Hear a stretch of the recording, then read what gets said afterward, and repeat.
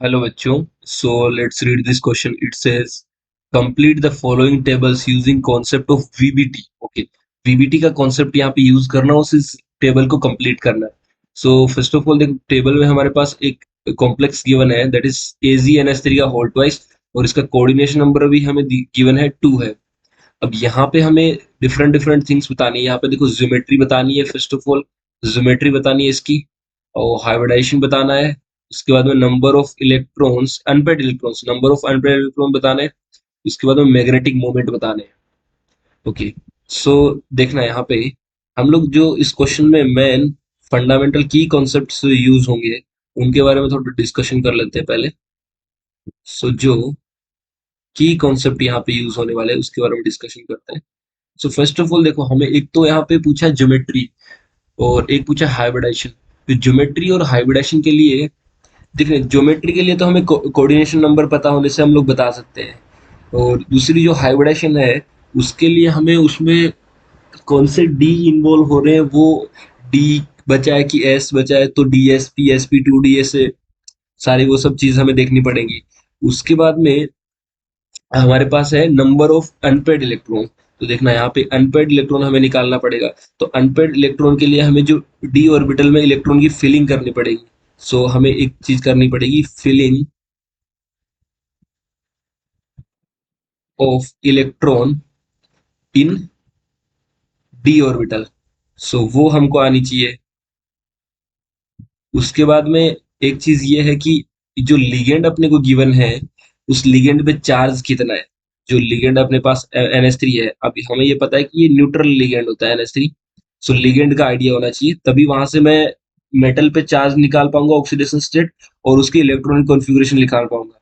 सो जो NH3 है वो अपने को पता है न्यूट्रल लिगेंड है, तो ये एक चीज अब यहाँ को पता होनी चाहिए थी, न्यूट्रल है, न्यूट्रल है.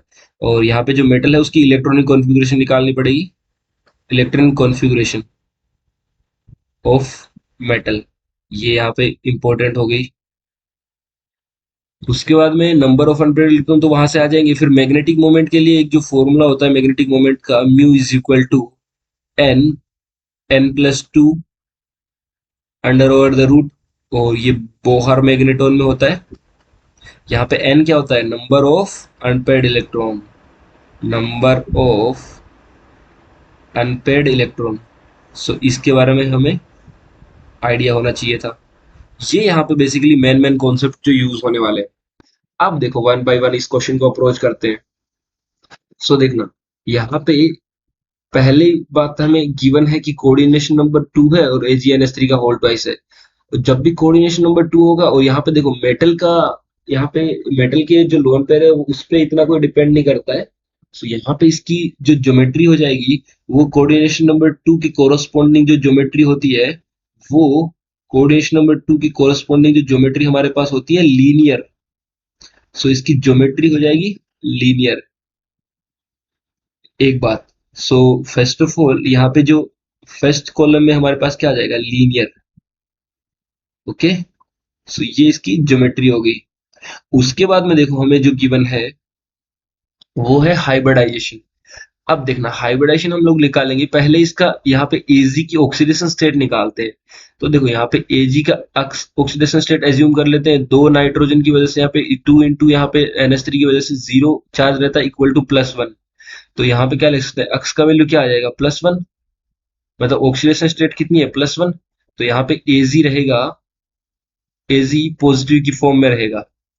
सो अब देखो यहाँ पे Ag जब पॉजिटिव की फॉर्म में रहेगा तो यहाँ पे Ag का जो इलेक्ट्रॉनिक कॉन्फ़िगरेशन होता है वो होता है यहाँ पे 5d10, और यहाँ पे 5d10 और 4s1 रहता है.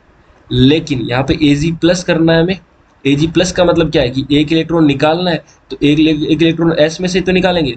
तो ओवरऑल क्या हो जाएगा, Ag प्लस का इलेक्ट्रॉनिक कॉन्फ़िगरेशन क्या हो जाएगा कि D10 और S में 0.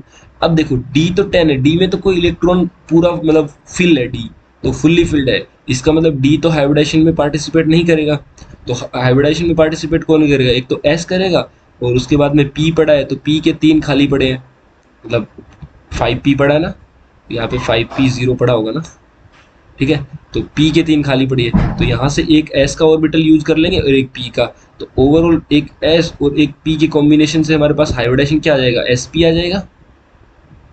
एक बात, सो इसका हाइब्रिडाइजेशन तो हो जाएगा sp, तो इस कॉलम में भर देते हैं sp हाइब्रिडाइजेशन हो जाएगा। दूसरी बात, हमें बताना है कि नंबर ऑफ अनपेड इलेक्ट्रॉन। अब देखो डी तो कंप्लीटली फिल है और एस में वैसे भी कोई इलेक्ट्रॉन नहीं है, तो इसके नंबर ऑफ अनपेड इलेक्ट्रॉन कितने हो जाएंगे, बिल्कुल जीरो हो जाएंगे। इसके बाद में हमें बताना मैग्नेटिक मोमेंट। जब नंबर ऑफ अनपेड इलेक्ट्रॉन ही नहीं बचा तो मैग्नेटिक मोमेंट कहाँ से आएगा, बिल्कुल नहीं आएगा, क्योंकि जो नंबर ऑफ अनपेड इलेक्ट्रॉन होंगे तभी तो मैग्नेटिक मोमेंट आएगा। देखो ये हमने फॉर्मूला भी लिख रखा है यहाँ पे कि जो magnetic moment mu equal to होता है N plus two Bohr magneton, ये उसका फॉर्मूला होता है निकालने का। सो यहाँ पे अगर जीरो होगा एन का वैल्यू तो मैग्नेटिक मोमेंट भी हो जाएगा zero. So this is the final answer of this question. Geometry हो जाएगी लीनियर, हाइब्रिडाइजेशन हो जाएगा एसपी, और तीसरी चीज है यहाँ पे नंबर ऑफ अनपेयर्ड इलेक्ट्रॉन हो जाएंगे जीरो और मैग्नेटिक मोमेंट हो जाएगा to. So this is the final answer of this question. I hope you will understand it very well. Thank you very much. All the best.